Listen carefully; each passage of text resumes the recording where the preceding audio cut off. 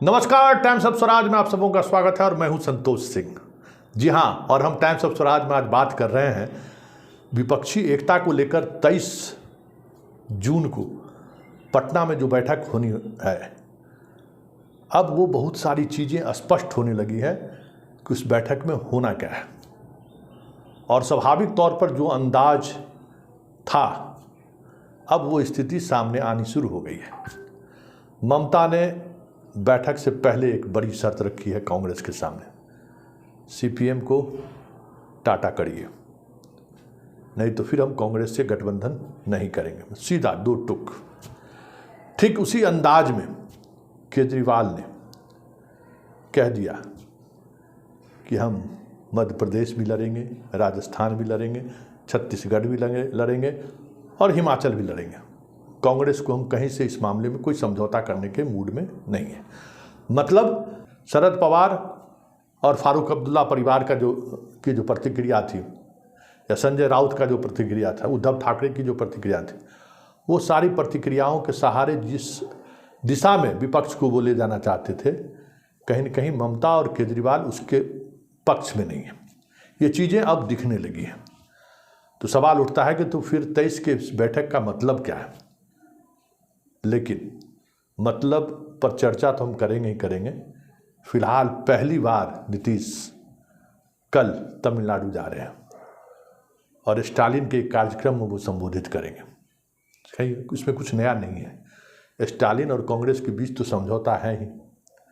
विपक्षी एकता को लेकर अभी तक आपने जो पहल की है, उस पहल में हेमंत सोरेन उनके साथ पहले से हैं, तेजस्वी यादव उनसे पहले से हैं, स्टालिन उनसे पहले से हैं, मतलब आपके आने से पहले से हैं। तो आपको जिन लोगों को जिम्मेवारी दी गई थी, अखिलेश अभी भी खामोश है। क्या ममता अभी भी पेंच लगा रही है, केजरीवाल पेंच पर पेंच लगाई जा रही है। तो आखिर आपको जो जिम्मेवारी दी गई थी, उस जिम्मेवारी में केजरीवाल से अब 4 बार मिले, ममता से भी मिली, लेकिन कोई रास्ता निकलता हुआ तो फिलहाल नहीं दिख रहा है। लेकिन सबके बावजूद भी बड़ी बात यह है कि सभी विपक्षी पार्टियां एक जगह बैठ रही हैं, आपस में संवाद की शुरुआत हो रही है। ये नीतीश की पहली विजय मानी जाएगी, ये बड़ी बात है।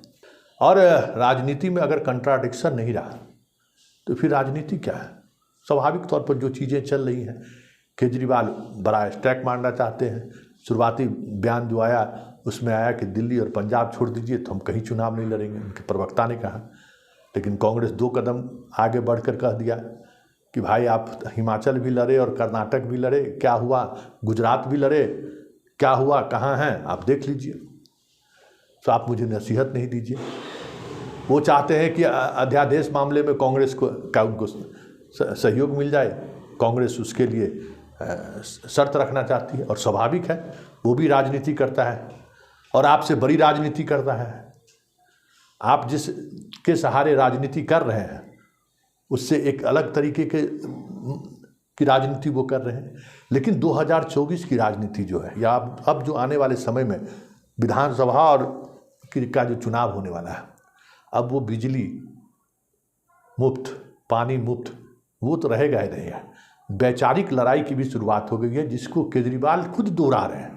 अध्यादेश की लड़ाई क्या है? वैचारिक लड़ाई है ना, कि राज्य के स्वच्छता को लेकर। पानी बिजली के में तो आप जो करना है चुनाव जीत कर आएंगे, लेकिन वैचारिक आधार तो होना चाहिए। आप दिल्ली में बड़ी रैली किए, राजस्थान में बड़ी रैली कर रहे हैं, छत्तीसगढ़ से लेकर सभी जगह आपके पेड लोग काम कर रहे हैं, लाखों रुपया उनको सैलरी जा रहा है, पंजाब सरकार का विज्ञापन छप रहा है, आज बिहार में भी विज्ञापन छपा है। तो ये जो सारी चीज़ें हैं चुनाव जीतने के लिए, वो तो वही पद्धति है जिस पद्धति में कांग्रेस हाफ रही है। बीजेपी के पास अभी पैसा है तो वो हाफ नहीं रहा है, लेकिन सोर्स तो वही है। गांधी वाली सोर्स तो है नहीं जिसका बैनर लगाकर आप लोग घूम रहे थे। सूचिता की चीज़ें तो कहीं नहीं है। चलिए, इन सब से जो इतर एक बड़ी बात है, जिन बातों को लेकर हम चर्चा करने बैठे थे, कि अरविंद केजरीवाल भले आने से पहले शर्त रख दिया हो, ममता बनर्जी आने से पहले भले ही शर्त रख दिया हो, इसके बावजूद भी अगर वो बैठक में शामिल होते हैं तो ये तय मानिए कि कि बीच का रास्ता निकलेगा ही निकलेगा। और जिस तरीके से नरेंद्र मोदी ईडी और सीबीआई का इस्तेमाल कर रहे हैं, वो मजबूर कर देंगे इन दोनों को कि विपक्षी एकता के फोल्डर में शामिल होइए। अब इस मजबूर करने वाली स्थिति में मोदी क्यों है, ये समझ से परे है। क्योंकि जिस वक्त शराब कांड हुआ, सही है, 600 करोड़ रुपया इन लोगों ने लिया, गुजरात, पंजाब और गोवा में चुनाव लड़ा, इसमें कहीं से कोई संदेह है क्या? बिना पैसा खर्च किए हुए चुनाव कोई लड़ता है क्या? ईमानदारी क्या है? दिखाने के लिए। ईमानदार व्यक्ति आप हैं, ये दिखाने के लिए, कहने के लिए है। चुनाव में पैसा कहाँ? क्योंकि आपके उम्मीदवार बिहार में भी चुनाव लड़े थे और उस वक्त हम एक टीवी चैनल के संपादक थे।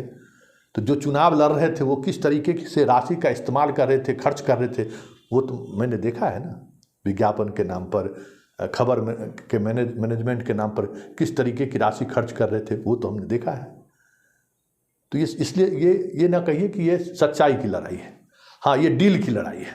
देखिए अब डील किस तरीके से होता है, लेकिन इतना तय है कि 23 तारीख को जो बैठक आहूत है, और बैठक को लेकर विपक्ष जितना उत्साहित है, उत्साहित भी है, इसमें भी कोई दो मत नहीं है। ये बयान उसी उत्साह का परिणाम है कि पहले से ही कुछ ऐसी बात कह दें जो बैठक में हो तो हमारी बात ऊपर चलाए। लेकिन इतना सब के बावजूद भी ममता भी झुकेंगी, केजरीवाल भी झुकेगा, ये तय है, कोई गुंजाइश नहीं है। जनता उनको झुकने को मजबूर कर देंगे। और ममता जो फुदक रही है, स्वाभाविक है उनका फुदकना। पंचायत चुनाव में इस बार उनकी हैसियत समझ में आ जाएगी। डर इसी बात को लेकर है। ममता इसीलिए डरी हुई है। केजरीवाल को थोड़ा रिलीफ भी है। ममता तो पूरी तौर पर मुसलमान के वोट पर टिकी हुई है, अपनी तो ब्राह्मण है। कितना % आपका वोट है? और जब सियासत इस तरीके से चलेंगी तब तो फिर आप खेला होवे, और जब खेला होवे तो फिर आपकी राजनीति भी गेलो। ये समझने की जरूरत है। ममता दोहरे संकट में है कि सीपीएम के साथ अगर कांग्रेस इसी तरीके से फाइट करता रह गया पंचायत चुनाव में, तो जिस तरीके से बार काउंसिल में चुनाव उन्होंने जीता है कांग्रेस ने, जिस तरीके से उपचुनाव जीता, भले उसके विधायक को आप ले आए हो, जिस तरीके से आपको वहाँ का जो शिपिंग कॉरपोरेशन है उसका चुनाव कांग्रेस जीता है, जो वहाँ के माइंडसेट को दिखाता है, तो उन तमाम तरह की चीज़ों में जो चीज़ें सामने आ रही हैं वो आपके लिए संकट खड़ी कर रही है। ये स्वाभाविक है, इसलिए ममता कुछ रिलीफ चाह रही है। देखिए 23 तारीख की बैठक में क्या निकल कर सामने आता है। लेकिन इतना तय है कि 23 तारीख को जो कुछ भी हो रहा है वो मोदी के लिए सुकून देने वाला नहीं है। वैसे नीतीश चेन्नई जा रहे हैं, मांझी दिल्ली जा रहे हैं, और उनकी मुलाकात एक तरफ अमित शाह से होनी है, दूसरी तरफ स्टालिन और नीतीश कुमार में गुफ्तगू होनी है। चलिए देखिए, राजनीति है, संभावनाओं का खेल है। और एक और बात, बीपी सिंह अक्सर कहते थे कि कंट्राडिक्शन का जो बेहतर समन्वय करेगा वही इस देश पर राज करेगा। तब नीतीश के गेंद पाले में है कि वो कंट्राडिक्शन का किस तरीके से बेहतर समन्वय करते हैं।